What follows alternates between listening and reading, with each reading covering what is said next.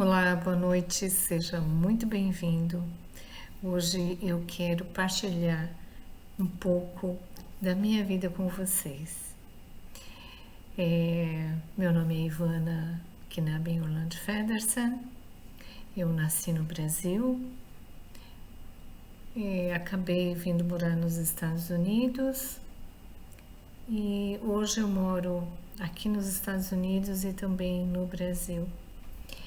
Mas durante todo esse tempo, muitas coisas aconteceram na minha vida, até que eu comecei a observar todas essas mudanças que aconteceram lá atrás.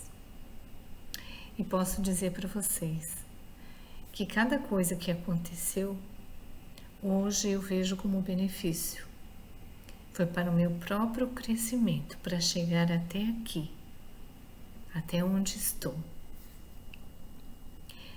Tive muito sofrimento na infância, tive.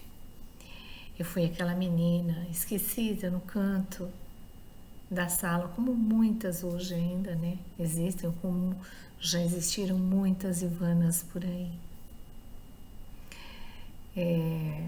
Vim de uma família, eu sou a mais velha, tem mais 3 irmãos. E sendo a mais velha, né, o peso recai mais sobre a gente, tudo aquilo que acontece na família. Naquela época, meu pai já tinha problemas com álcool. E olha que eu escapei de ser uma alcoólatra. Porque quando chegava aos domingos, ele ia tomar naquela época o Druglis. Era um uísque muito caro, lá em 1900 e bolinha. Então ele colocava o copo dele, colocava um disco de na vitrola, que antigamente era vitrola. Inclusive nessa época ele nos ensinou a dançar. Hoje eu sou uma dançarina, danço muito bem. Bom, mas nesse domingo ele colocava o uísquezinho dele ali e o que eu fazia? Eu tomava esse uísque para que ele não ficasse bêbado e causasse transtorno dentro de casa. Mas não me tornei, não fiquei uma viciada, nem gosto de bebidas, com a graça de Deus.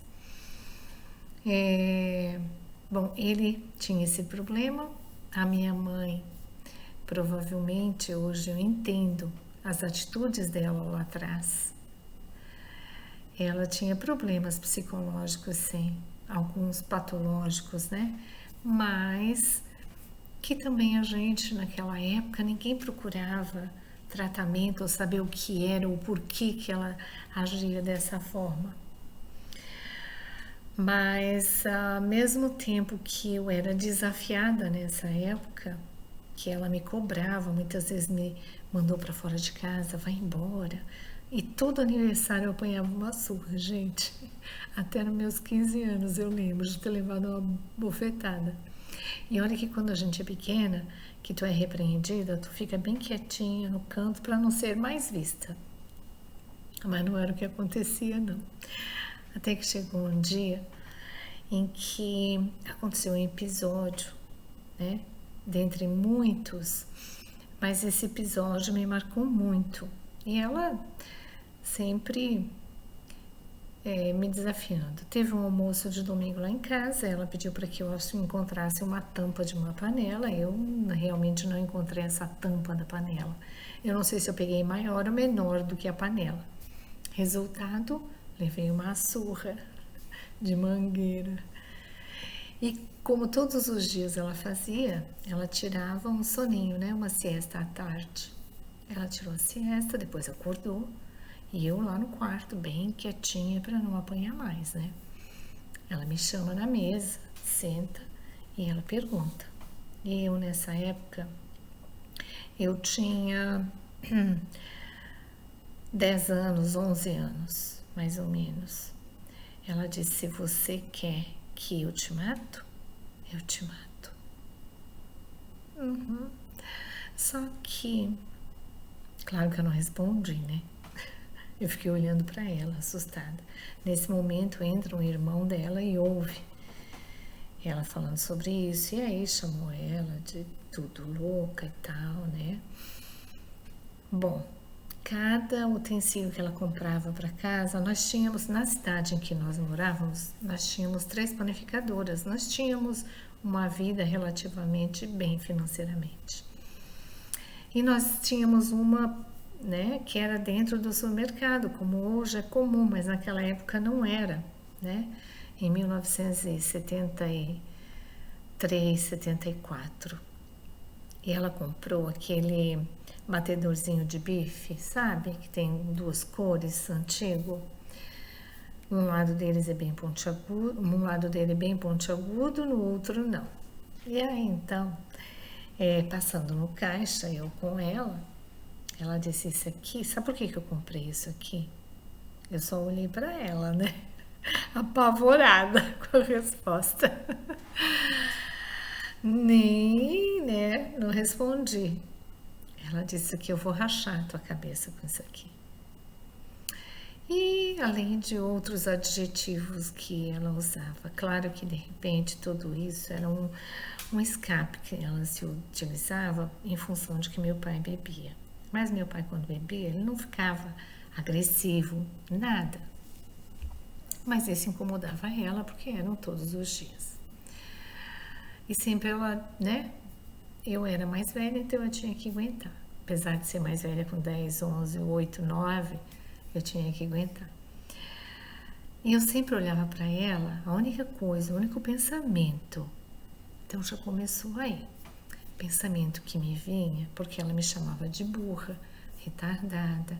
Eu era gordinha naquela época, mas talvez. Por quê? Porque era uma falta que eu sentia de um carinho, de um abraço. Eu resolvia me entupir de comida. Só que eu sofria bullying também, né? Quer dizer, eu não pensava nisso. E ela dizia, tu é uma, né? Chamava de tudo aquilo e eu só olhava para ela e dizia, um dia eu vou te provar que eu não sou tudo isso, que eu não sou nada disso, que eu sou bem o contrário disso. Todas as vezes eu tinha esse único pensamento. Eu vou provar, eu vou provar, eu vou provar. Que eu não sou nada disso que ela dizia que eu era. Gente, e realmente, foi aí que começaram, sabe, as minhas mudanças, sem eu ter o menor entendimento disso. Mas olha que maravilha. Hoje não, alguns anos atrás, né? Depois meu primo acabou me trazendo uns outros livros de autoajuda. Eu comecei a lê-los, né? Que é do Joseph Murphy, Dale Carnegie também, e outros autores também. Eu lia e ia mentalizando alguma coisa, apesar que naquela época eu não tinha nem estrutura para ter esse entendimento, mas eu fazia a leitura dele, sim. E quando eu já estava na faculdade, um outro conhecido meu da faculdade, ele também me apresentou um outro autor. Aliás, que é do Dali, né? Como fazer amigos e influenciar pessoas. Eu li aquele livro. Eu não sei porquê, mas aquele moço, ele só entrou na minha vida, ele entrou na faculdade, ficou 2 meses. E depois ele sumiu, foi embora.